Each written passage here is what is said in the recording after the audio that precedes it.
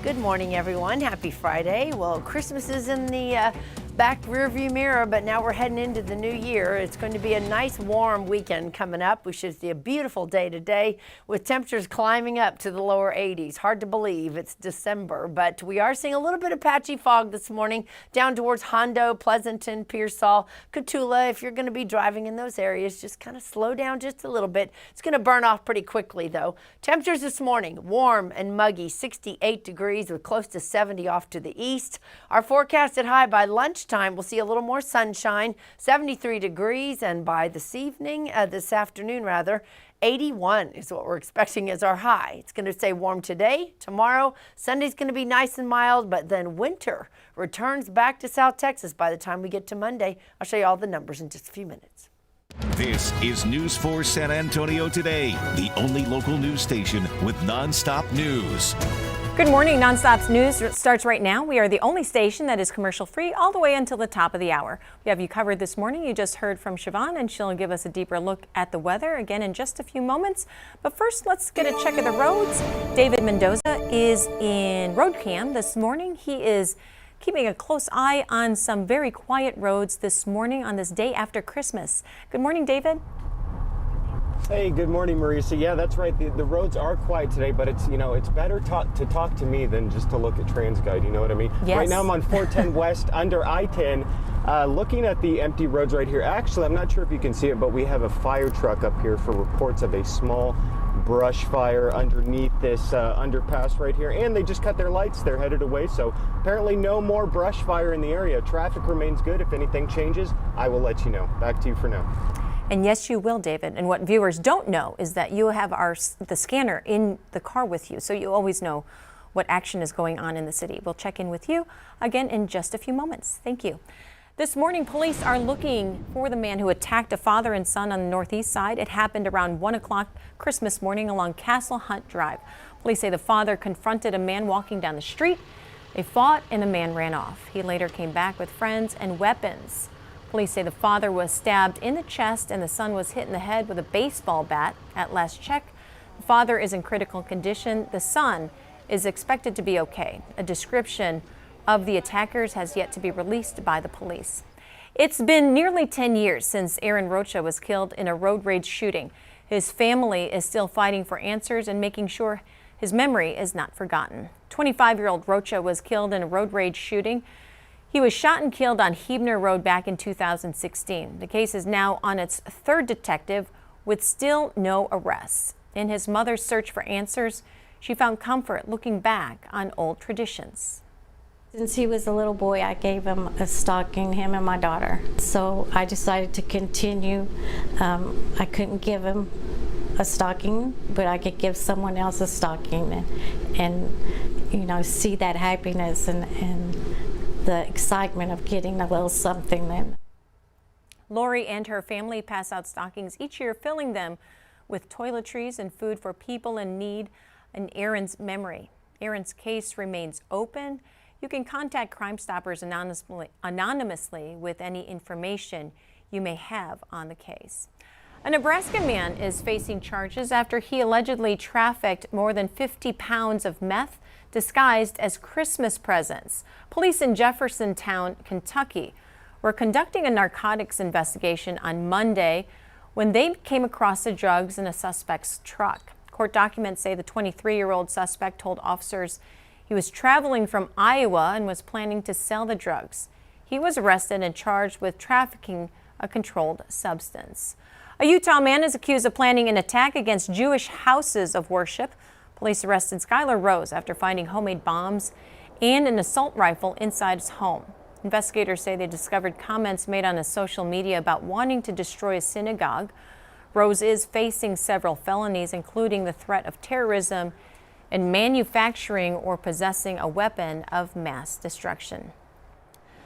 New details this morning about how 3 escaped inmates from a Georgia prison hijacked a rideshare driver and forced her to be their getaway driver. The FBI now charging those inmates with kidnapping. Federal court documents say the 3 escapees choked the driver with a rope and threatened to kill her. They forced her to drive them 10 hours from Georgia to Florida Two of the men already were serving life sentences for murder, the third for assault and arson. They escaped from the DeKalb County Jail late Sunday. The FBI complaint alleges that one of the inmates' girlfriends used her account to request the ride, and that the three inmates also used the rideshare driver's credit cards to buy things along the way. We operate a 30-plus-year-old facility, and as with the building of such, some of the infrastructure can be compromised with effort by the inmates. That being the case in this instance, we would not like to be more specific as not to give out the person's ideas of how to further compromise this building, but we're making some adjustments. All three men were arrested less than 24 hours after their escape. A district judge is blocking a new Texas law that would add restrictions on children's use of app stores. U.S. District Judge Rob Pittman temporarily blocked Texas Senate Bill 2420 because of what he calls First Amendment violations. The law requires age verification and parental permission before a minor is allowed to download apps or make in-app purchases. Pittman called the law unconstitutionally vague. He also says it's similar to if a law was created for customers, no matter who they are, had to verify their age when shopping in bookstores. The Computer and Communications Industry Association actually challenged the new app law and won its case. The danger it posed was effectively to shut down app stores in Texas. One of the myriad problems with this statute is that it actually takes control away from parents. Senate Bill 2420 had support by Republicans and conservative groups here in Texas. State Senator Angela Paxton wrote the bill after the recent ruling. She said the bill was built to equip parents with common sense tools to protect their kids. Americans plan to avoid New Year's Eve parties like the plague, and Texas is among the states impacted by salmonella-infected oysters. Jane King is live at the New York Stock Exchange with those stories and more. Good morning, Jane. Hi, Marisa. Good morning. 64 people have been sickened by raw oysters in 22 states, including Texas. Now, it's not clear how many potentially salmonella-contaminated oysters were sold, and officials say they don't even know the source of the oysters yet. So consumers who ate oysters and had symptoms should contact their health care provider, and also the CDC recommends that you contact the state's health department so they can start to work on tracking down where these oysters came from.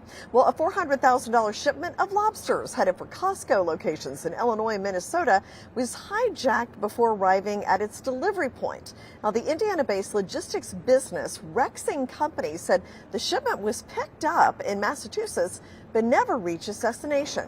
The FBI is investigating this lobster shipment theft as a possible organized crime ring. No arrests have been announced yet. And Michael Bublé becoming the king of Christmas music with $16 million in sales. The Canadian-born artist continues to be a dominant force in holiday sales, with that 2011 album Christmas still a big seller. And by some measures, Bublé tops Mariah Carey in holiday song sales. Now, Carey has earned $60 million in streaming royalties over the years for her song, All I Want for Christmas Is You. And 1 in 4 respondents said they'd rather visit the dentist than go to a New Year's Eve party. Now, when it comes to party poopers, those out west lead the pack. Only 26% say they want to go to a New Year's Eve party. And this is according to a survey of 3,000 people by the social app Sunny. And it found that just 24% want to ring in 2026 with friends and loved ones. Okay, the Dow and S&P 500 closed at record highs on Christmas Eve. Investors have plenty to be happy about as we head toward the end of the year. Stocks, gold, and silver all in record territory. This morning, a little bit lower, pretty quiet, actually, for the start of trading today. Live from the New York Stock Exchange, I'm Jane King. Back to you. Sounds good, Jane. I guess I'm in the party pooper category because I do not like to go to New Year's Eve party, but I have a good excuse because I have to be at work bright and early the next day. You have to work the next day. Oh my gosh, yes. No, that is tough if you have to work the next day. And it's hard to stay up till midnight, so yeah, take a late nap. At least I do. Especially on our schedule, right? Staying up till 9 is hard. Thank you, Jane. Thanks. In your community, fighting hunger with comedy. Gabriel Fluffy Iglesias teamed up with the Tobin Center to host Fluffy's Christmas Comedy Show, a special performance combining stand-up comedy with a canned food drive. Guests were required to donate 10 canned food items at the San Antonio Food Bank in exchange for a wristband to get into the show. I think, first of all, doing it on Christmas is a great message. It's a time for giving, and this is a great way to show that. According to Fluffy, a previous benefit show in San Antonio last month raised around 16,000 pounds of food. He says this event was 4 times bigger. New this morning, the holidays may be a happy time for you and your family, but it can be a very lonely time, especially for the elderly. News 4 San Antonio's Christina De Leon joins us live with more on what we need to know if you plan on visiting an elderly family member for the holidays. Good morning, Christina. Hey, good morning, Marissa. Good morning, everyone. You know, according to the Center for Disease Control, nearly 1 in 3 adults feel lonely, and older adults actually feel an increase of social isolation. Now, some of those reasons include maybe a loss of a family member or friend, living alone, or maybe they've lost their sight or hearing and they just feel very isolated. They feel like out of place. It can be very serious and put older adults at risk, especially medically. That's why it's so very important that family members or friends spend time with the elderly and communicate with them on a regular basis to make sure that they're doing okay. If we just say words and then don't mean it, that makes no significant difference. So we should be in their life, part of their life, because then they feel that they have another source of comfort. If I lost my biggest person or the most important person that was giving me the happiness and everything is not there, but here you go, I have friends, I have family, I have other people that they show that they care about me. Yeah, so basically spend time with that family member. Let them know how special they are to you. Include them in your life, and not just for the holidays. Don't just say the words, actually mean it. Make them a part of your life because it will make all the difference in theirs. Live in the Content Center, I'm Christina De Leon. Siobhan. Now your certified most accurate 4-zone weather with meteorologist Siobhan Anders. Well, it is Friday, and it is time to start looking at our weekend forecast. It's Christmas is in the rearview mirror, and now we are looking at, of course, what we can expect for the new year. It's going to be a very warm and mild, beautiful weekend coming up, but we are seeing a lot of heavy flooding and heavy snowstorms out towards our western part of the U.S. and eastern areas, seeing freezing and also some snow. So Texas, we're looking great. We have some absolutely beautiful weather, a few clouds in the skies right now, a very warm and muggy start to the day. Cloud cover, though, is going to start breaking. We will see some sunshine by lunchtime. This afternoon, we warm up. This morning, we're already starting out at 68 degrees here, 56 in Uvalde, and warmer. Cuero, right now, you are at 70 degrees. So the warm weather is going to be here for a couple of days, and then a very strong cold front is coming in and moving through our area. It's going to bring winter back to our forecast. You're going to see temperatures only highs in the lower 50s by the time we get to Monday. So it is going to be a warm couple of days ahead. Could see some maybe record-breaking heat.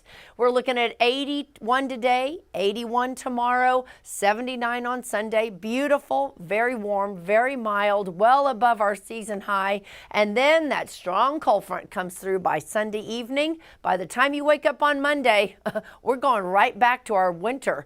In fact, a high of only 52 degrees, cloudy skies and very blustery with winds gusting 55 on Tuesday. Then we start warming right back up. First day of the new year looking pretty good. Partly cloudy and 68. So we got to have a roller coaster ride here. But until we get to that point, it's going to be a warm couple of days. Once we get to early Monday morning, that's when that cold Arctic air starts filtering into Texas, and it's going to change the temperatures across the state. So we are going to see some very cold air finally coming back into our forecast. Not today. Today's flip-flop shorts, outside, sunshine, sunscreen, 81 degrees in the hill country. We are looking at 81 in San Antonio. Warmer to the east tonight, very mild, upper 50s, mid 60s with cloudy skies. Can be a nice evening, though, to go out and check out some of the fun things going on across our city. Our 7-day forecast, like I said, the next 3 days, nice and warm by Sunday night. Change comes. We are going to see about a 20% chance. We could see maybe a sprinkle or a shower before it's all over. By early Monday morning, that front comes through. Temperatures definitely change. Could see some freezing temperatures early Tuesday and Wednesday morning in some portions of South Texas. For the New Year's Eve celebrations, going to need some jackets. Not going to be bitter cold, but it is going to be cold enough to put on those jackets and gloves. Should be a pretty nice start to the new year as we get into your Thursday. We'll be right back. Siobhan, thank you. The countdown to San Antonio's largest New Year's Eve party is on. Celebrate SA is a week away. There's going to be music, dancing, food, drinks, and so much more. Officials say they're expecting tens of thousands of people. Celebrate SA starts at 6 p.m. at Hemisphere on New Year's Eve. News 4 will be broadcasting live from the event starting at 10:30 at night. Sky 4 will also be giving you an exclusive look at the party from the sky. That's going to be a great event. Lots of fun, actually. So fun. And again, as Siobhan said, bring a jacket if you're going to be out there celebrating. Yep, so if you're making plans to go down, which I would, it's going to be a lot of fun. Grab the jackets.